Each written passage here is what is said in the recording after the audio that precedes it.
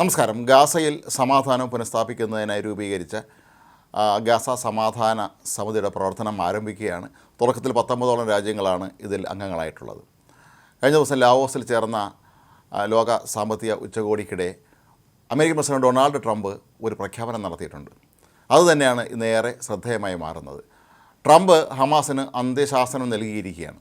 അടിയന്തരമായി നിങ്ങൾ ആയുധം താഴെ വയ്ക്കുക, 2-3 ദിവസത്തിനും തന്നെ അത് ചെയ്തിരിക്കണം, ചെയ്തില്ലെങ്കിൽ നിങ്ങളെ ഞങ്ങൾ പൂർണ്ണമായും നശിപ്പിക്കും എന്നാണ് ട്രംപിൻ്റെ പ്രഖ്യാപനം.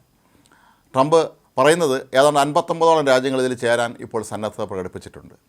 അവരെല്ലാവരും കൂടി വരികയാണെങ്കിൽ പിന്നെ ഈ ഹമാസ് എന്നൊരു സംഘടനയുടെ അവശിഷ്ടം പോലും ഗാസയിലെങ്ങും കണ്ടുകിട്ടാൻ കഴിയുകയില്ല എന്നുള്ളതാണ് ട്രംപ് പറയുന്നത്. അത് ഏതാണ്ട് ശരിയുമാണ്. ലോകത്തെ അതിശക്തരായ രാജ്യങ്ങൾ തന്നെയാണ് ഗാസയിൽ സമാധാനം പുനഃസ്ഥാപിക്കുന്നതിന് വേണ്ടി ഇപ്പോൾ രംഗത്തെത്തിയിട്ടുള്ളത്. ഇന്ത്യക്കും ഇതിലേക്ക് ക്ഷണം ലഭിച്ചിട്ടുണ്ട്. ലോകത്തെ വളരെ ശക്തമായ സൈനിക സംവിധാനങ്ങളുള്ള രാജ്യങ്ങളൊക്കെ ഇതിൽ ചേർന്നിട്ടുമുണ്ട്. അപ്പോൾ ഈ ഒരു പശ്ചാത്തലത്തിലാണ് ട്രംപ് ഇപ്പോൾ അന്ത്യശാസനം നൽകിയിരിക്കുന്നത്. എത്രയും വേഗം ആയുധം താഴെ വെച്ചില്ലെങ്കിൽ സർവനാശത്തെ ആയിരിക്കും നിങ്ങൾ നേരിടാൻ പോകുന്നത് എന്നാണ് അദ്ദേഹം പറയുന്നത്. അതായത് ഗാസയിൽ എവിടെയൊക്കെയാണ് ഹമാസ് തീവ്രവാദികൾ വച്ചിരിക്കുന്നത് എന്നുള്ള കാര്യം വളരെ കൃത്യമായി ഇസ്രായേലിനും അമേരിക്കയ്ക്കും നന്നായിട്ട് അറിയാം. ഇപ്പോൾ നിലവിൽ സമാധാന പദ്ധതി അവിടെ നിലവിലിരിക്കുന്നത് കൊണ്ട് മാത്രമായിരിക്കാം ആക്രമണം നടത്താത്തത്, അവരെ പിടികൂടാത്തത്.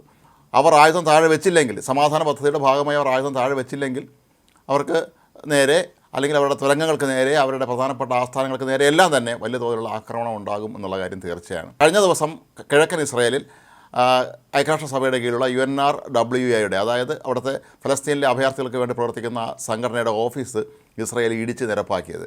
ഇവിടെ ജോലി ചെയ്യുന്നവരെല്ലാം തന്നെ ഹമാസ് സംഘടനയെ ബന്ധമുള്ളവരാണെന്ന് പലവട്ടം ഇസ്രായേൽ ആരോപിച്ചിരുന്നു. അതിന് വ്യക്തമായ തെളിവുകളും അവർ ഹാജരാക്കിയിരുന്നു. പക്ഷേ ഇപ്പോഴവർ മുന്നോട്ട് പോകുന്ന പശ്ചാത്തലത്തിലാണ് ഇപ്പോൾ ഈ ശക്തമായ തോതിലുള്ള നടപടി ഇസ്രായേൽ സ്വീകരിച്ചത്. ഇതിനെ അമേരിക്ക ഉൾപ്പെടെയുള്ള രാജ്യങ്ങൾ പിന്തുണയ്ക്കുകയും ചെയ്തിട്ടുണ്ടായിരുന്നു. അപ്പോൾ ഈ ഒരു സാഹചര്യത്തിൽ ഐക്യരാഷ്ട്രസഭയ്ക്ക് പോലും ഒന്നും ചെയ്യാൻ പറ്റാത്തൊരവസ്ഥയിൽ ഹമാസ് തീവ്രവാദികൾ ആയുധം വെച്ച് കീഴടങ്ങിയില്ലെങ്കിൽ വലിയ തോതിലുള്ള ദുരന്തം തന്നെയായിരിക്കും അവരെ കാത്തിരിക്കുന്നത് എന്നുള്ള കാര്യം ഉറപ്പാണ്.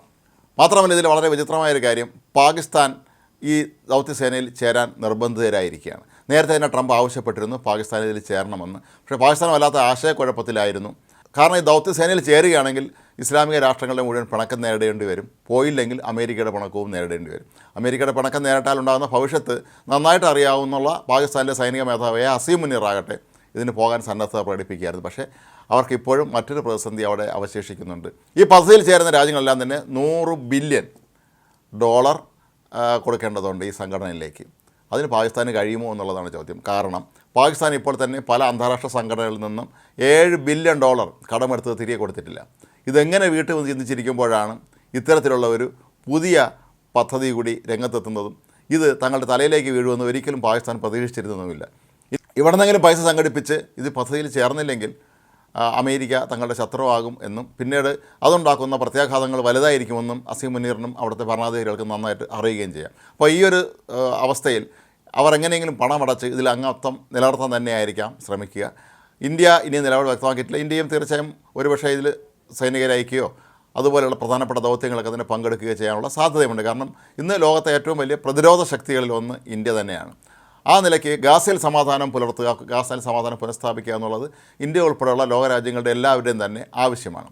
കഴിഞ്ഞ ദിവസം ലാവോസിൽ നടന്ന ഈ ആഗോള സാമ്പത്തിക ഉച്ചകോടിയിൽ പങ്കെടുത്ത ട്രംപ് തൽക്കാലത്തെ ഗ്രീൻലാൻഡ് പിടിച്ചെടുക്കുന്നത് ഉൾപ്പെടെയുള്ള കാര്യങ്ങളിൽ നിന്ന് പിന്മാറിയതൊക്കെ തന്നെ ഒരുപക്ഷെ ഇത്തരത്തിലുള്ളൊരു ദൗത്യത്തിന് എല്ലാ രാജ്യങ്ങളുടെയും പിന്തുണ കിട്ടുന്നതിന് വേണ്ടിയാണ് എന്നാണ് പൊതുവെ കരുതപ്പെടുന്നത്.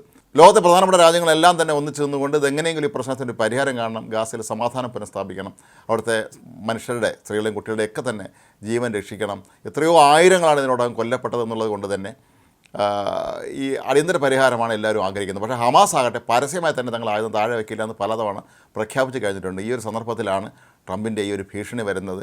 ഏതായാലും ഹമാസിനെ സംബന്ധിച്ചിടത്തോളം അവർക്ക് ഒരു ഡൂ ഓർ ഡൈ എന്നുള്ള അവസ്ഥയിലേക്കാണ് കാര്യങ്ങൾ കൊണ്ടുവന്നെത്തുന്നത്. ഒന്നുകിൽ ചെറുത്ത് നിന്ന് കൊല്ലപ്പെടുക, അതല്ലെങ്കിൽ കീഴടങ്ങുക, ആയുധം വെച്ച് കീഴടങ്ങുക, അമേരിക്കയ്ക്കും ഇസ്രായേലിനും എല്ലാം മുന്നിൽ കീഴടങ്ങുക എന്നുള്ളതാണ് അവരുടെ മുന്നിലുള്ള ഏക നിർദ്ദേശം.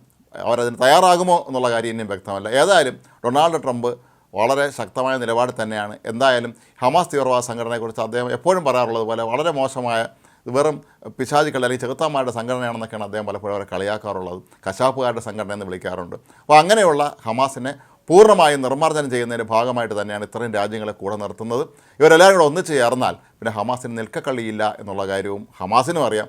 അവർ പൊരുതി ദൃക്സാക്ഷികളാവാൻ ശ്രമിക്കുകയാണോ അതോ കീഴടങ്ങുകയാണോ എന്നുള്ളത് മാത്രം അറിഞ്ഞാൽ മതി. കാരണം ട്രംപിനെ സംബന്ധിച്ചിടത്തോളം മുന്നും പിന്നും നോക്കേണ്ട കാര്യമില്ല. ഇവരെ തകർക്കുക തന്നെയാണ് അദ്ദേഹത്തിൻ്റെ ആത്യന്തികമായ ലക്ഷ്യം.